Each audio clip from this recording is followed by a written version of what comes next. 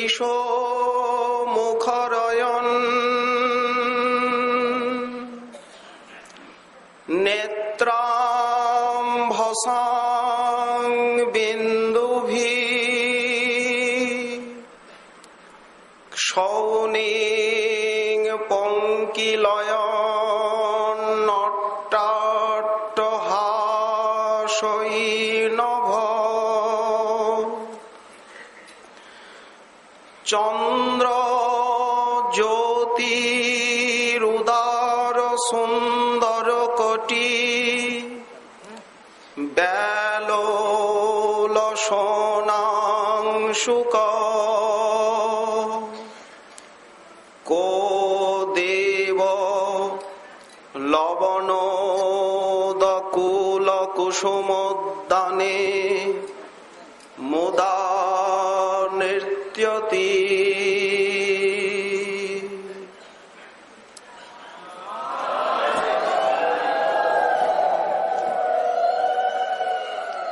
পরম কারুণিক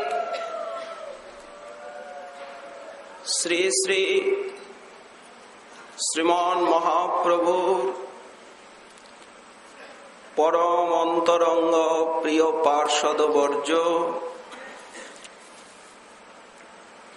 শ্রীল প্রবোধানন্দ সরস্বতী চরণ, তার শ্রী শ্রী চৈতন্য চন্দ্রামৃতম নামক মহাগ্রন্থে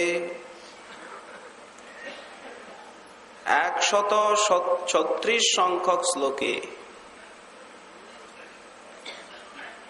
নীলাচল বিহারী শ্রী শ্রীমন মহাপ্রভুর যে অপরূপ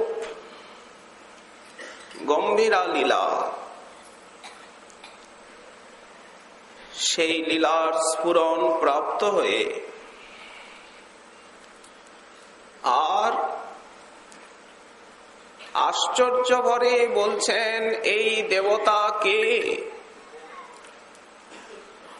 কো দেব লবণোদকুল কুসুমোদ্যানে মুদা নৃত্যতি।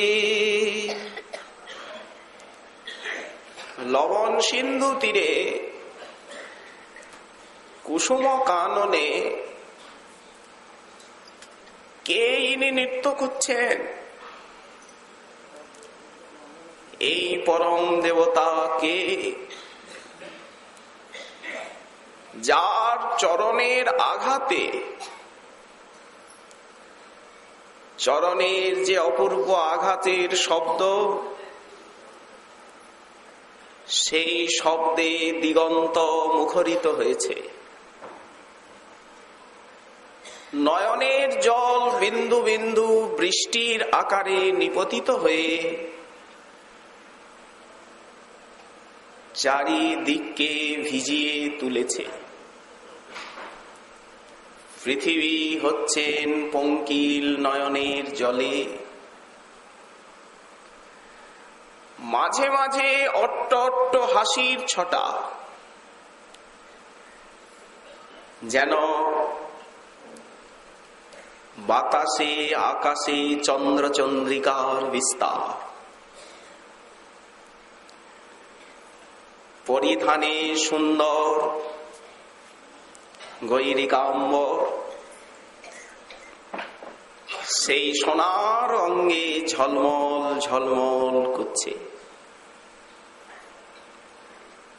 কে এই দেবতা? সাগরের তীরে কুসুম কাননে নৃত্য করছেন আনন্দে। কি অদ্ভুত সরস্বতী পাদের অনুভূতি! ইতিপূর্ব শ্লোকেও শ্রীমন মহাপ্রভুর গম্ভীরা লীলারই স্মৃতিচারণ। স্বয়ং শ্রীহরি আজ নিজে আচরণ করে রাধা চরণ কমলে ভক্তি বিস্তার করছেন। সেই শ্লোকের ব্যাখ্যা মাধুরী আস্বাদন প্রসঙ্গে আমরা মহাপ্রভুর যে সন্ন্যাস লীলা, সেই সন্ন্যাস লীলার যে সবিশেষ কারণগুলি, জীব উদ্ধার, তা চৈতন্য ভাগবত, চৈতন্য মঙ্গল আদি মহাজনের বাণীর অনুসরণে বোঝবার চেষ্টা করেছি। সকল কথাই মহাজনের বাণীরূপ কুসুম কাননের থেকে চয়ন করা। আমরা মহাজনের উচ্ছিষ্ট ভোজী কুকুর মাত্র। সচী মাতা তার প্রাণপ্রিয় নিমাইকে শান্তিপুরে বিদায় দিয়ার নদিয়ায় এসেছেন। নদিয়া অন্ধকার হয়ে গেল।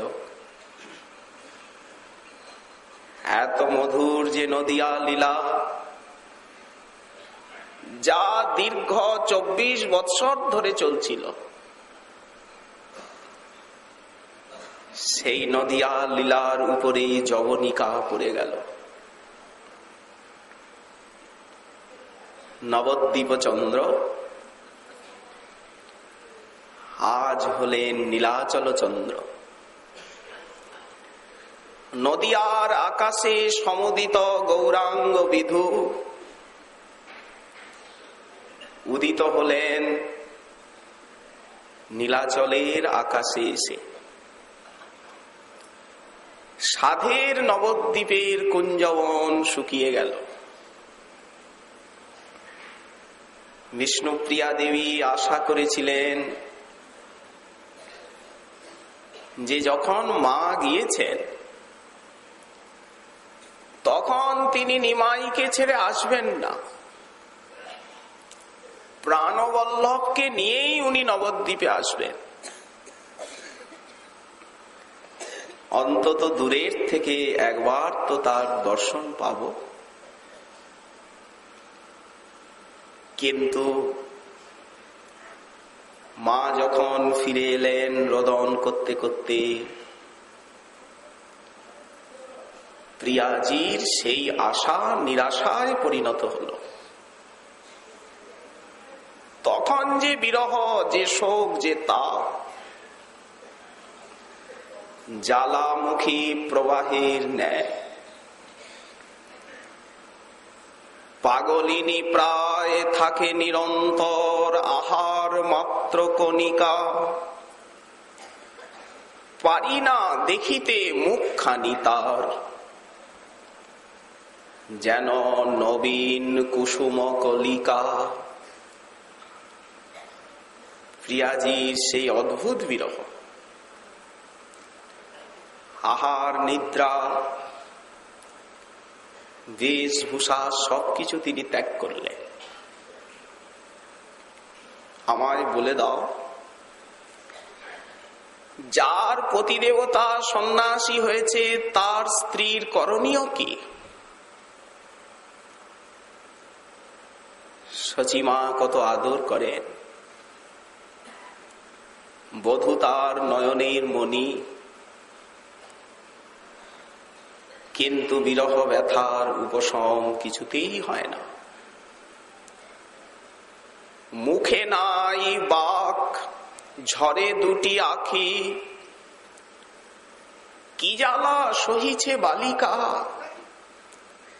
যেদিকে তাকাই বিষাদের ছায়া রয়েছে ভুবন ভরিয়া। থেমে গেল নদিয়ার পথে পথে সেই মধুর সংকীর্তনের কলতান। শ্রীবাস অঙ্গন হয়ে গেল নিস্তব্ধ। নদিয়াবাসীর ঘরে ঘরে থেমে গেল তুমুল কীর্তন নিনাদ। শুধু থাকলো তপ্ত বিরহাশ্রু। হা গৌরাঙ্গ, হা নবদ্বীপ চন্দ্র, হা নদিয়াবাসীর নয়ন তারা, হা শচীনন্দন, হা সংকীর্তন বিহারী, তোমার সেই মধুর নবদ্বীপ লীলা আর আমরা দেখতে পাব না।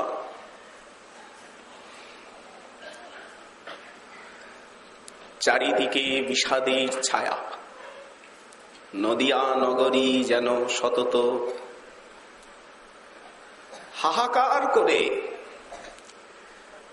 দীর্ঘ নিঃশ্বাস ছলে,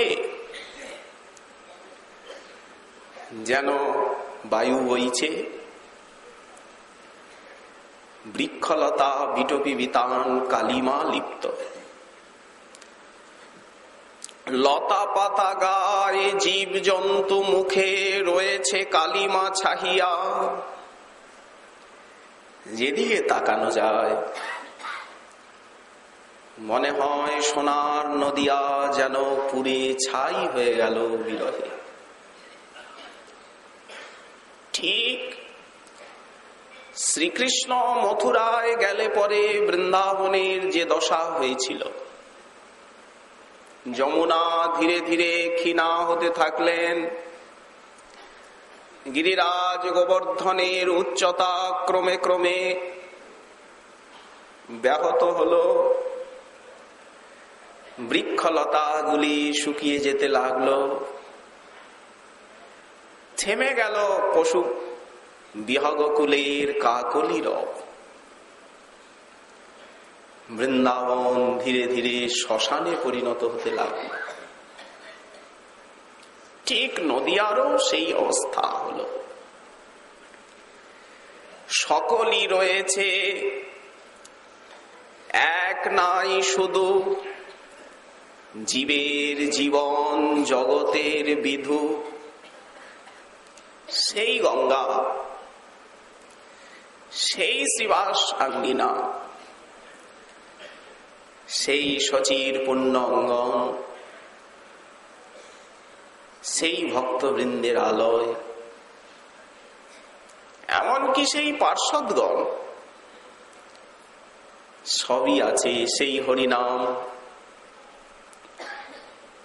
কিন্তু সব নিমিষের ভিতরে প্রাণহীন হয়ে গেল। জীবের জীবন জগতের বিধু, নিমাই আমার জগত জীবন। ওগো কোথা গেলা বাছা চলিয়া। সারা বঙ্গদেশ জুড়ে অন্ধকার নেমে এলো।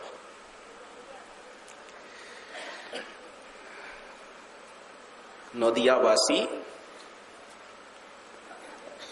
মহাপ্রভুর গার্হস্থ লীলা আর দেখতে পেলেন না। গৌর বিষ্ণু প্রিয়ার যে যুগলিত মূরতি চিরদিনের জন্য হারিয়ে গেল বিষাদ অন্ধকারে। শুধু স্মৃতি মাত্র থাকলো। প্রেম অবতার গৌরাঙ্গ আমার, প্রেমময়ী বিষ্ণু প্রিয়া, সেই লীলার কথা ভাবলে আজও হৃদয় বিদীর্ণ হয়ে যায়। প্রিয়াজির সেই করুণ বিরহ মাখা জীবন মহাজন বর্ণনা করতে করেননি। তবে হ্যাঁ, লোচন দাস ঠাকুর, পদকর্তা বাসুদেব ঘোষ, কতিপয় মহামনীষী বর্ণনা করেছেন যথেষ্ট। প্রেমময় আমাদের গৌরাঙ্গ সুন্দর আর প্রেমময়ী বিষ্ণু প্রিয়া, মিলিয়াছে ভালো মূরতি যুগল মাখামাখি সুধা দিয়া। কিন্তু আর সেই মূরতি নয়নগোচর হবে না। যুগল মিলন, প্রেম আবাহন, পীড়িতের ছড়াছড়ি, কৃপানিধি গোরা, প্রেম রসে ভরা তনুখানি মনোহারি। অমিয়ার খনি হৃদয়ের মণি আছে যেন জড়াইয়া, তরল তরঙ্গে চলিয়াছে রঙ্গে। প্রেমধারা অবিরত মিলিয়া মিশিয়া চলে উছলিয়া লহরী ধারার মতো। এই মধুর নদিয়া লীলা। মহাজনের ভাষা কি অপূর্ব।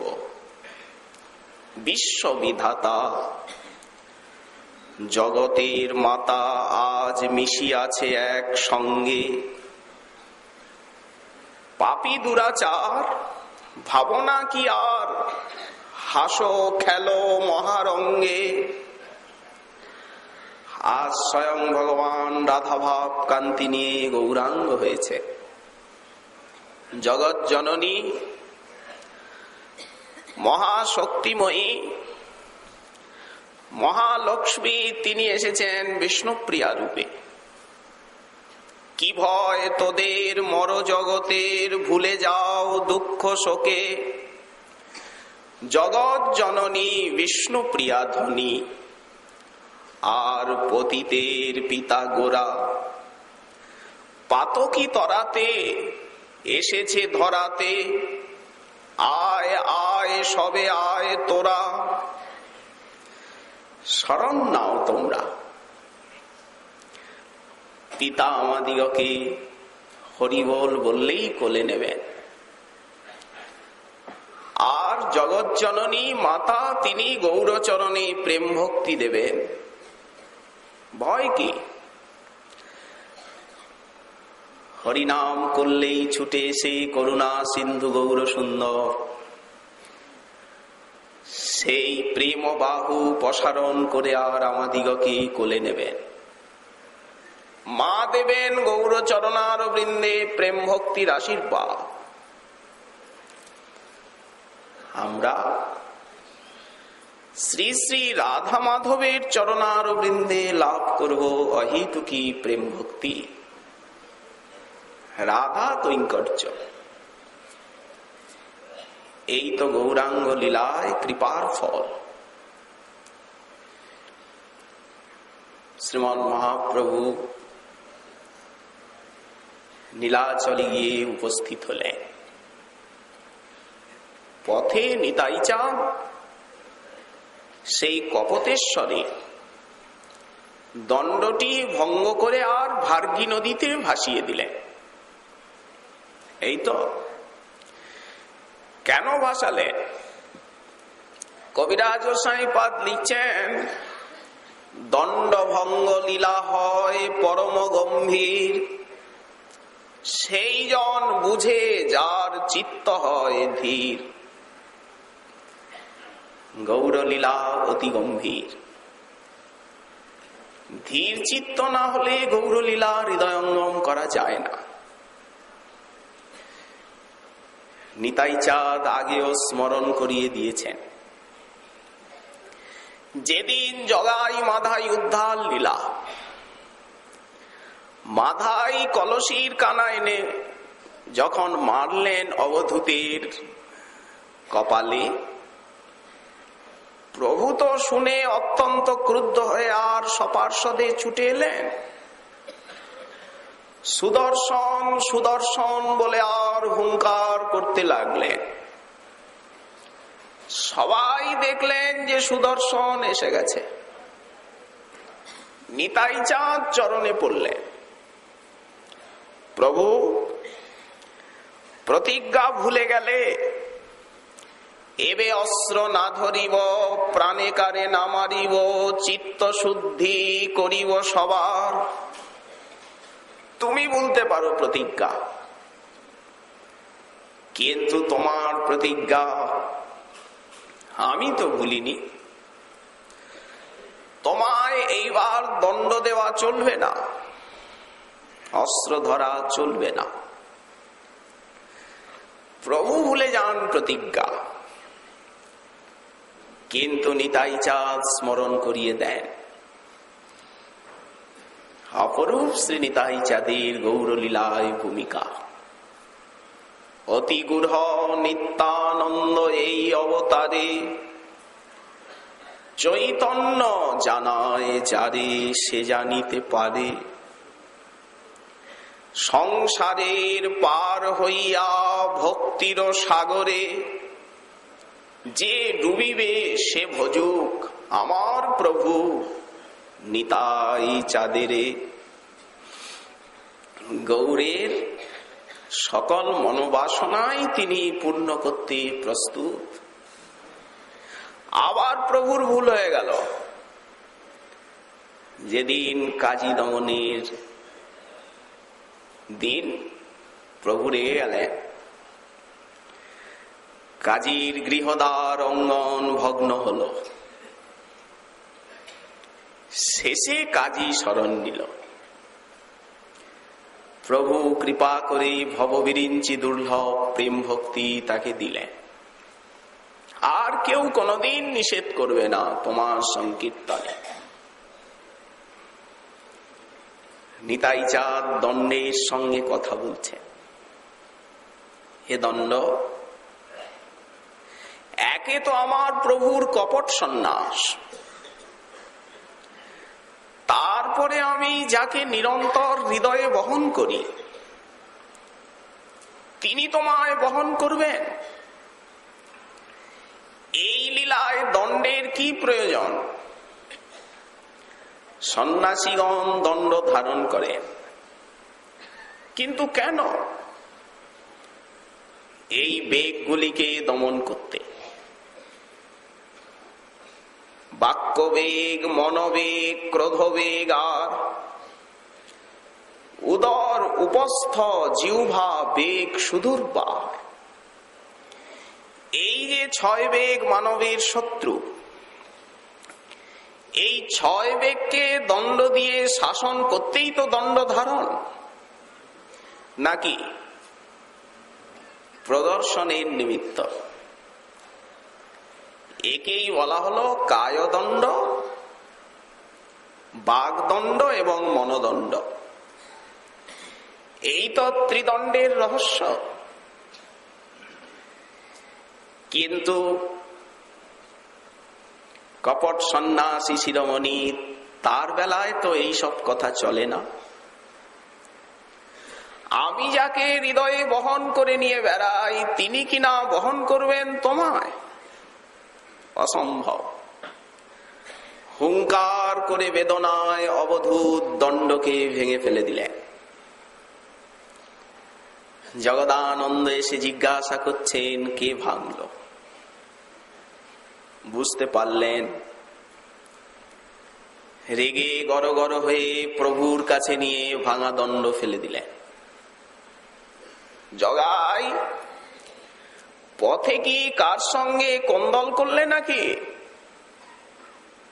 দণ্ড ভাঙলো কি করে?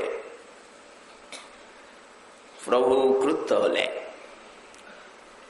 বিসর্জন দেয়া হলো ভার্গীর জলে। এখনো সেই স্থান আছে, দণ্ডভঙ্গ ঘাট। কপতেশ্বর মহাদেব মন্দিরেরই অন্তিকে প্রভু একা ছুটলেন নীলাচলে। পথে বাহ্য জ্ঞান এলো, শ্রীপাদ আমার দণ্ডটা ভাঙলে কেন? শ্রীপাদ গম্ভীর হয়ে উত্তর দিলেন, বাসখানা ভেঙেছি, যদি ক্ষমা করতে না পারো তো আমায় দণ্ড দাও। ভেঙেছি দণ্ড, যদি ক্ষমার যোগ্য না হই তাহলে আমায় দাও দণ্ড অখণ্ড। আসলে কি করে ভাঙলো বলবো? তুমি তো সংকীর্তনের মধ্যে আর নেচে নেচে পথে চলছিলে। সচিমা আমায় আজ্ঞা দিয়েছেন, নিতাই আমার নিমাই ভূমে পরে পাছে তোমাকে ধরতে। তুমি পড়ে যাচ্ছিলে নৃত্য করতে করতে, আমি তোমায় ধরতে গেছি। এখন তোমাকে কি আর আমি ধরতে পারি? আমরা দুইজনই পড়ে গেলাম তেচরা হয়ে দণ্ডের উপরে। খান খান হয়ে দণ্ড ভেঙে গেল।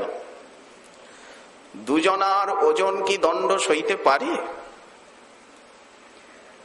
প্রভু বললেন, তোমাদের সঙ্গে কাজ নেই। আমি সন্ন্যাস নিয়ে বৃন্দাবনে যাব, তুমি আমায় ভুলিয়ে শান্তিপুরে নিয়ে গেলে। জগদানন্দ আমায় বিষয় ভোগ করাতে চায়। সন্ন্যাসীর কঠোরতা পালন করি,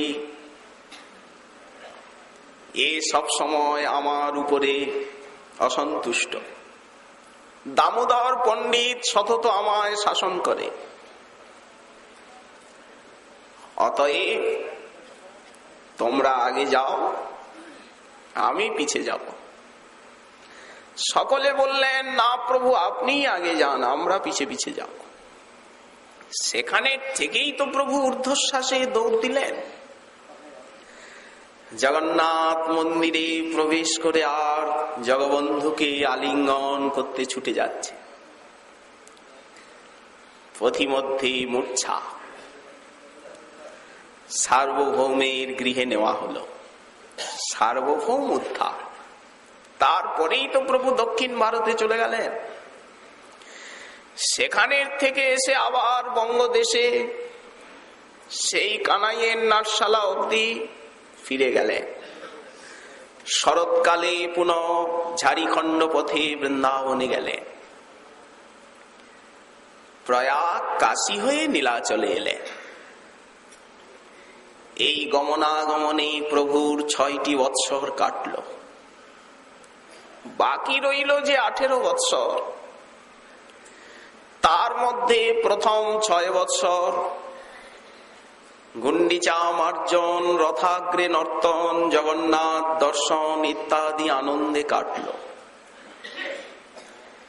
দেখতে দেখতে সুখের দিনগুলি ফুরিয়ে গেল। বাকি রইল 12 বৎসর। শেষ যে রহিল প্রভুর 12 বৎসর, এইটি গুরুত্বপূর্ণ। কৃষ্ণের বিয়োগ স্ফূর্তি হয় নিরন্তর। এই 12 বৎসরই হচ্ছে গম্ভীরা লীলা। রাধিকার চেষ্টা জয়ীছে উদ্ধব দর্শনে। উদ্ধব মহাশয় ব্রজে এলেন সেই বিশাল বিপুল মাথুর বিরহ কালে। উদ্ধবকে দেখে শ্রী রাধারানীর যে চিত্রজল্প ভাব, দিব্যন্মাদ, ভ্রমরগীতি, সেই ভাব মহাপ্রভুতে প্রকটিত হল। উদ্ধব রাধিকার দশা জয়ীছে উদ্ধব দর্শনে চেষ্টা।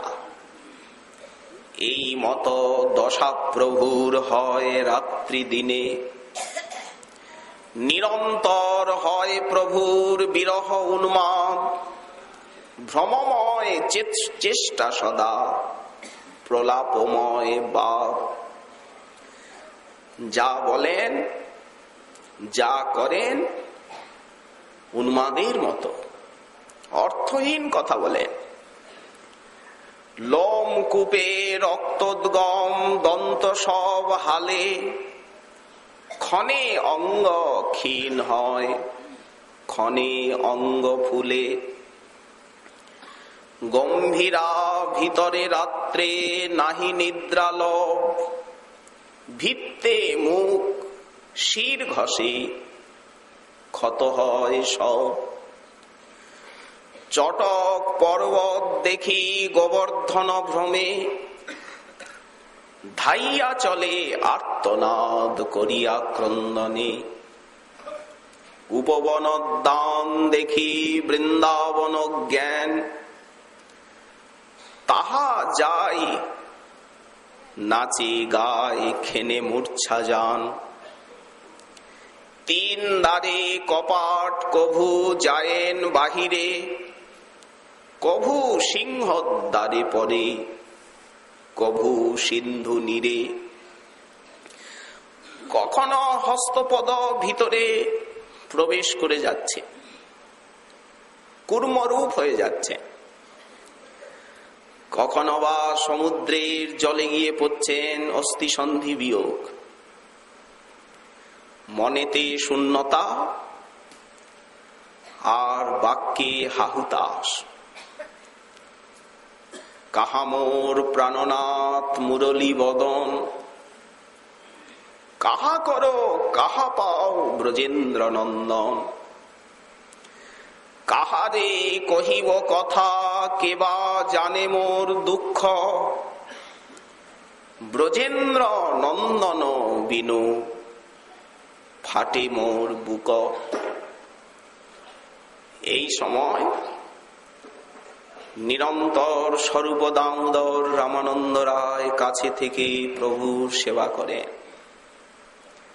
চণ্ডীদাস বিদ্যাপতি রায়ের নাটক গীতি, কর্ণামৃত শ্রীগীত গোবিন্দ, মহাপ্রভু রাত্রি দিনে স্বরূপ রামানন্দ শনে গায় শুনে পরম আনন্দ। সেই কর্ণামৃতে শ্লোক আবৃত্তি করতে থাকে। অমুনি অধন্য দিনান্তরানি হরে তদালোকনমন্তরেণ, অনাথ বন্ধ করুণৈক সিন্ধু। হা হন্ত কথং নয়ামি, তোমার দর্শন বিনে অধন্য এ রাত্রি দিনে।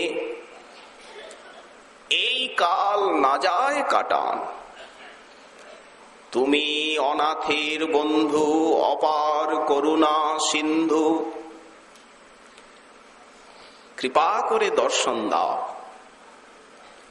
ক নন্দকুল চন্দ্রমা, ক শিকি চন্দ্রালঙ্কৃতি, ক চন্দ্র মুরলী রব, ক সুরেন্দ্র নীলদ্যুতি, ক রাসরস তাণ্ডবী, মম জীবন রক্ষৌষধি। নিধির মম সুরিতম হন্ত হা ধিগ্বিধিম। এই প্রকার প্রলাপ করতে থাকে। এই দিকে শ্রী শ্রীমন মহাপ্রভুর আদেশে বৃন্দাবনে যে প্রভুর অভিপ্রায়, সেই অভিপ্রায় অনুসারে শ্রীরূপ সনাতন আদি গোস্বামী পাদগণ গ্রন্থাবলী রচনা করলেন। সনাতন গোস্বামী পাদ রচনা করলেন সিদ্ধান্ত গ্রন্থ। শ্রীমদ রূপ গোস্বামী চরণ রচনা করলেন রসক গ্রন্থ। শ্রীমদ জীব গোস্বামী চরণ তিনি প্রণয়ন করলেন গৌড়ীয় বেদান্ত। শ্রী গোপাল ভট্ট গোস্বামী পাদ বৈষ্ণব স্মৃতি। লোকনাথ গোস্বামী পাদ তিনি বৈরাগ্যের আদর্শ স্থাপনা করলেন। শ্রী রঘুনাথ ভট্ট গোস্বামী পাদ শ্রীমদ ভাগবত কথার গরিমা দেখালেন। শ্রী রঘুনাথ দাস গোস্বামী পাদ রাধা দাসের আদর্শ সাধনা বিশ্বে প্রকাশ করলেন। এই যে গ্রন্থাবলী রচিত হলো, অনেকেই বলেন যে মহাপ্রভু তো কিছু লেখেননি, মাত্র শিক্ষাষ্টকটি সেও তো তার শ্রীমুখোদ্গীর্ণ, লিখিত তো নয়। কিন্তু শ্রীমন মহাপ্রভু শ্রীরূপ সনাতনের দ্বারেই লিখেছেন। হৃদি যস্য প্রেরণয়া প্রবর্তিতোহম বরাকরূপোऽপি, তস্য হরি পদকমলং বন্দে শ্রীকৃষ্ণ চৈতন্য দেবস্য। শ্রীমদ রূপ গোস্বামী চরণ লিখছেন, যার প্রেরণায় আমি অতি ক্ষুদ্র হয়েও আর এই ভক্তি রসামৃত সিন্ধু লিখতে যত্নশীল হয়েছি, সেই শ্রীহরি যে শ্রীকৃষ্ণ চৈতন্য দেব, তার চরণ কমল বন্দনা করি। তো তারা তো স্পষ্ট লিখেছেন, যে আমরা লিখিনি, মহাপ্রভু আমাদের মধ্যে দিয়ে লিখিয়েছেন। শ্রীমদ রূপ গোস্বামী পাদকে বলা হয়েছে শ্রীচৈতন্য মনোভীষ্ট সংস্থাপকাচার্য। মহাপ্রভুর হৃদয় তিনি শ্রীরূপের হৃদয়ে রেখেছেন। শ্রীচৈতন্য মনোভীষ্টং স্থাপিত যেন ভূতলে স্বয়ং রূপ কদামহ্যং দদাতি সপদান্তিকম। এই জন্য গৌড়ীয় বৈষ্ণব সম্প্রদায়ের অপর নাম রূপানুগ সম্প্রদায়। গৌড়ীয় বৈষ্ণবের যে উপাসনা ধারা, সেটি হচ্ছে রূপানুগ উপাসনা ধারা। মূল আনুগত্য হচ্ছে শ্রী রূপ গোস্বামী পাদে। এই জন্য দেখতে দেখতে 1534 খ্রিস্টাব্দে মহাপ্রভুর অন্তর্ধান লীলা। এই তো এই যে সুবিপুল গ্রন্থরাজি রচিত হলো, বা মহাপ্রভুর যে আন্তরিক অভিপ্রায়, যে বৃন্দাবনের নিত্য নিভৃত নবনিকুঞ্জের রস উপাসনা, এখানে একটা কথা না বললেই নয়, যে মহাপ্রভুর যারা নদিয়া লীলার পার্ষদ, তারা কিন্তু নিজ নিজ ভাবে মহাপ্রভুকে আস্বাদন করলেন। কিন্তু বিশ্ব মানব কিভাবে সাধনা করবেন? ষড়গোস্বামী চরণ তারা লেখনীর দ্বারা এবং জীবনের দ্বারা সেই আদর্শ প্রস্তুত করলেন। মহাপ্রভু কিন্তু তাদেরকেই আচার্য করলেন, অন্য কাউকে আচার্য করলেন না। শ্রী রূপ সনাতনকেই তিনি আজ্ঞা দিয়ে, সাজিয়ে গুছিয়ে, উপদেশ দিয়ে আচার্যের আসন দিলেন। এই জন্য এই সম্প্রদায়ের আচার্য কিন্তু একমাত্র ষড়গোস্বামী পাদগণ, অন্য কেউ নয়। সবাই ষড়গোস্বামী পাদগণের বাণীরই প্রচার করেছেন, তাদের উপাসনার ধারা। এখন একটা প্রশ্ন এসে গেল, যে এই যে সুবিপুল গ্রন্থ ভান্ডার রচিত হলো, আর এই যে ভজনাদর্শ জগতের সামনে উপস্থাপিত হলো, এর তো প্রচার করার দরকার। প্রচার যদি না হয়, তাহলে লেখার কি সার্থকতা হলো? এই জন্য মহাপ্রভুরই প্রেম মূর্তিমান হয়ে নদিয়া জেলার চাখন্দি গ্রামে আবির্ভূত হলো শ্রীনিবাস আচার্য রূপে। গোস্বামী গ্রন্থের প্রচার এবং রূপানুগ ভাবধারার প্রচার কল্পে ধীরে ধীরে শ্রীমন মহাপ্রভুর সঙ্গের যারা পার্ষদ, তারাও অন্তর্হিত হতে লাগলেন বিরহ ব্যাকুল হয়ে। কে আর প্রচার করবেন? ফলত ভক্তি জগতে একটা বিরাট অন্ধকার নেমে এলো। সেই সময়ে শ্রীনিবাস আচার্য প্রভুর প্রচার কাল। শিশুকালের থেকেই প্রত্যুৎপন্ন মতি, ভক্তির উন্মেষ, সর্বশাস্ত্রে স্বাভাবিক নিপুণ হয়ে উঠলেন। গৌর ভক্তের মুখে গৌর কথা শুনে ব্যাকুল হয়ে কাঁদেন। মাত্র কয়েক বৎসরের ব্যবধান, সেই মধুর গৌরাঙ্গ লীলা দেখতে পেলাম না।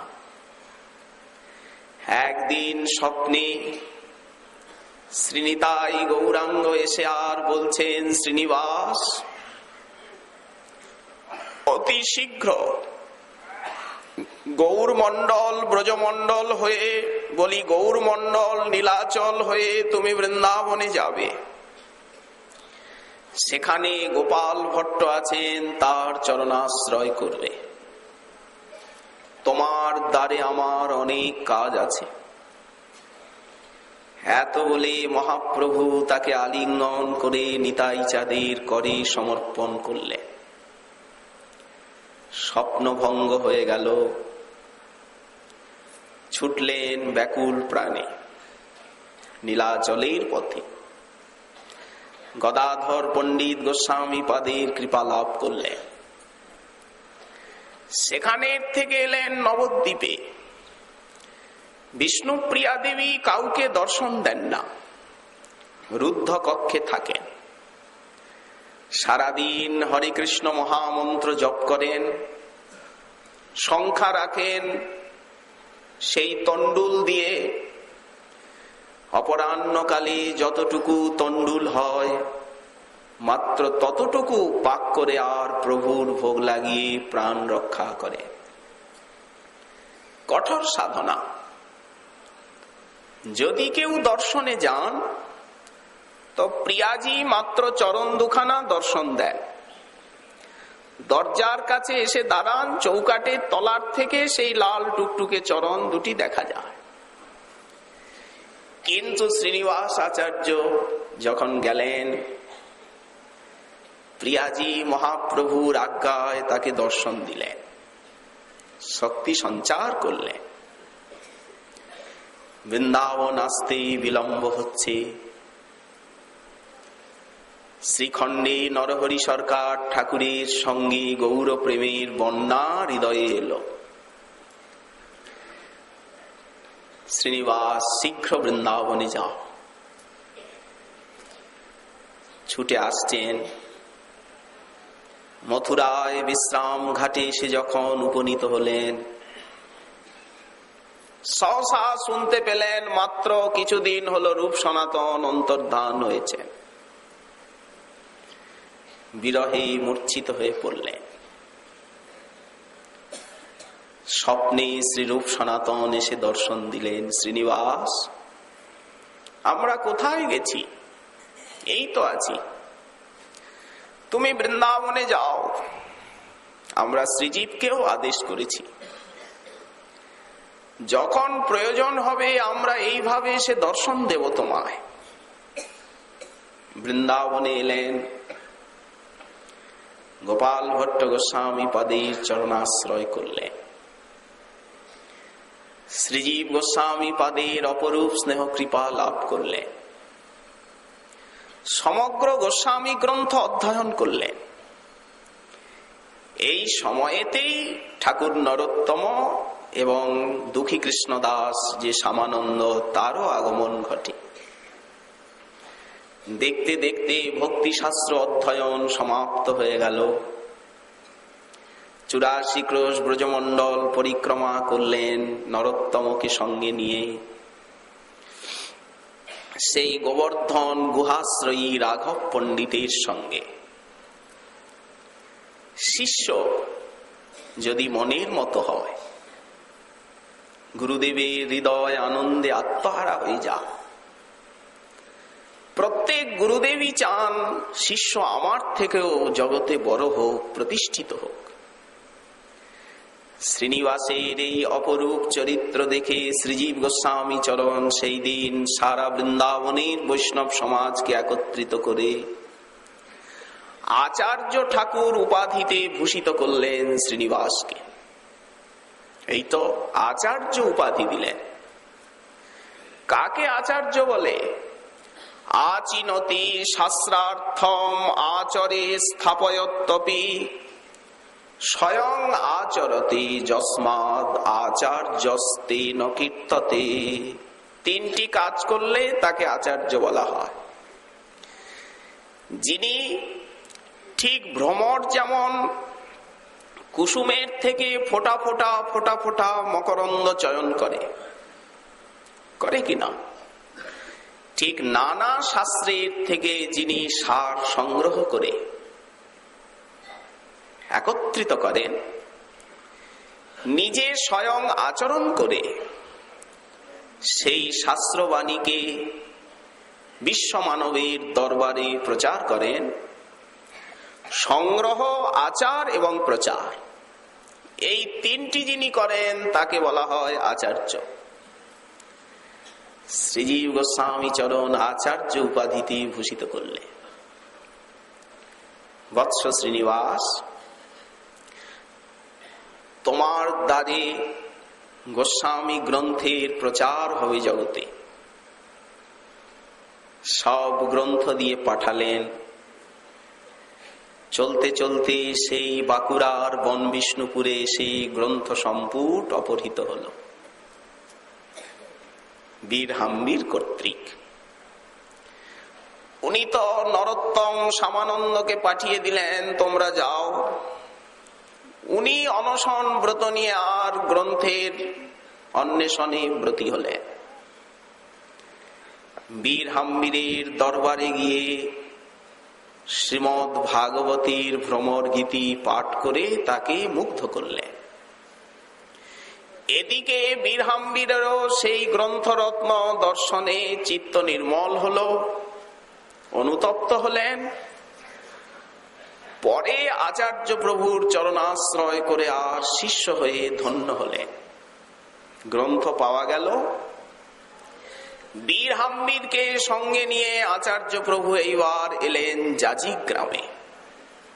সেই যে কাটোয়ার অনতি দূরে জাজিক গ্রাম, শ্রীখণ্ডের অন্তিকে, সেইখানে অবস্থান করে নিরন্তর প্রচার করলেন গোস্বামী পাদগণের বাণী, শ্রীবিগ্রহ সেবা, সদাচার, হরিনাম সংকীর্তন। সারা বঙ্গদেশ, রাঢ় দেশ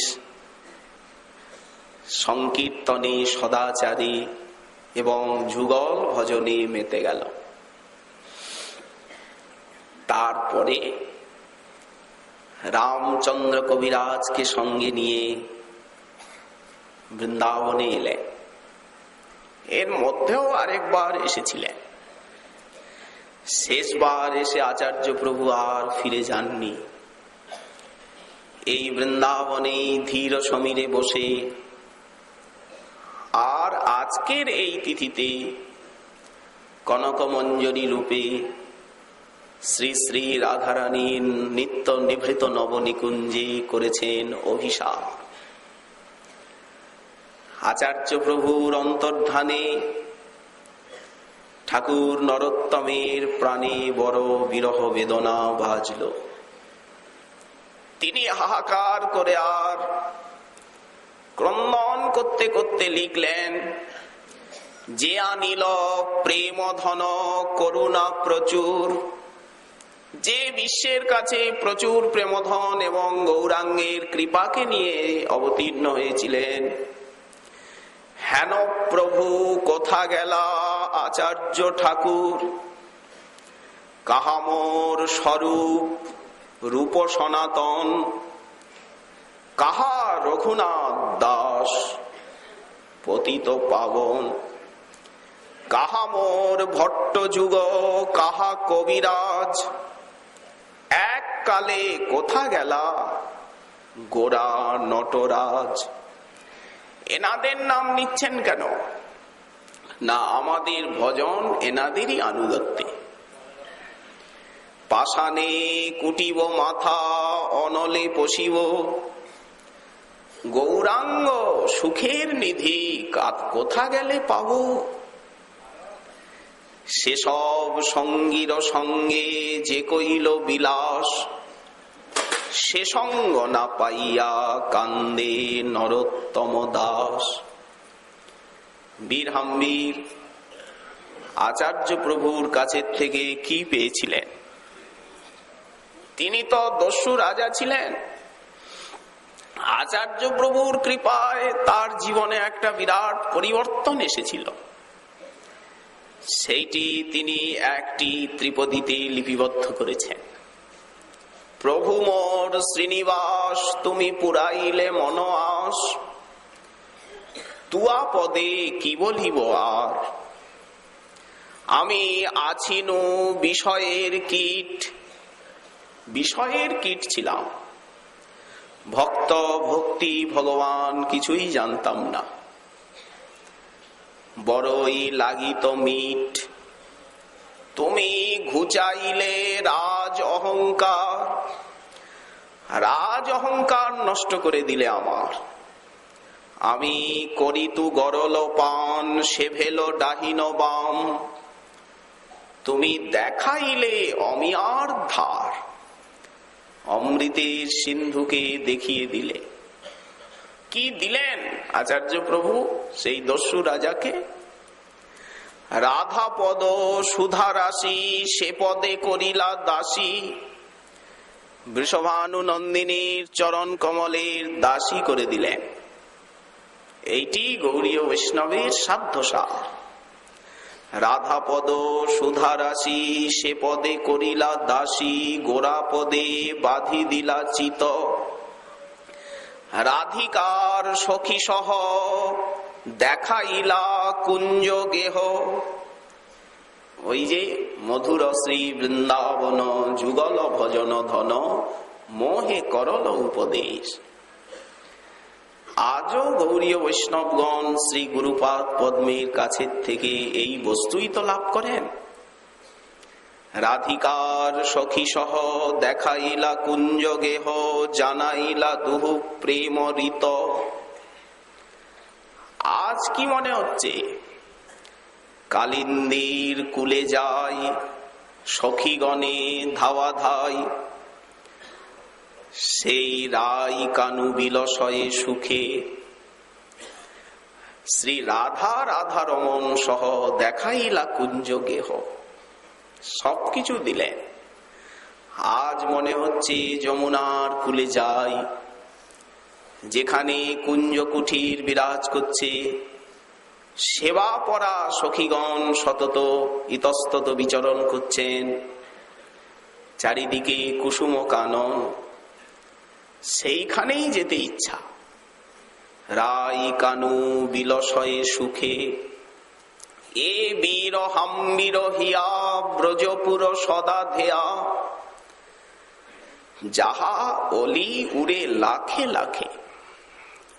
এইটি গৌড়ীয় বৈষ্ণবের সাধ্য সাধনার চরম কথা, চরম প্রাপ্তি। এই বস্তুই আচার্য প্রভু বঙ্গদেশের দ্বারে দ্বারে প্রচার করেছেন। গোস্বামী গ্রন্থের সার রহস্য কথা আজ শ্রীল আচার্য প্রভুর নির্যান তিথিতে বা তিরোধান তিথিতে তার চরণান্তিকে আমরা জানাই অনন্ত কোটি দণ্ডবৎ প্রণিপাত।